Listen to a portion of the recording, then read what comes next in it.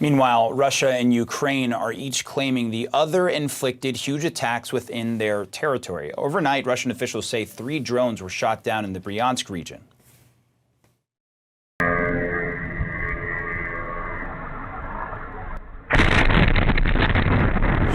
Quite an explosion. And early Wednesday morning, Russia experienced the biggest drone assault on its territory since it launched its war in Ukraine.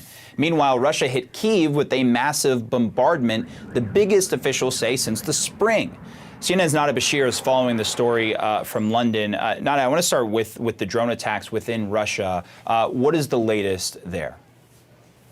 Well, look, Omar, we've certainly seen an uptick over recent weeks of these drone attacks on Russian territory. As you mentioned there just this morning, yet another attempted drone attack, according to local authorities, targeting Moscow, the capital in Russia. And of course, as you mentioned there, another 3 drones reportedly shot down in the Russian region of Bryansk. Now, Russian authorities say their air defences have been successful in thwarting these attacks. But as you mentioned that this comes just a day after the largest drone assault we've seen on Russian territory since the beginning of the war. Now, of course, it is important to note that Ukrainian authorities typically do not acknowledge or admit responsibility for such attacks. In fact, we've heard from an advisor to the presidential office saying that Ukraine adheres to its strict orders not to use such weapons supplied by its partners against Russian territory. But we have seen a sharp increase in these drone attacks. This is becoming a key element in the war between Russia and Ukraine. Of course, we saw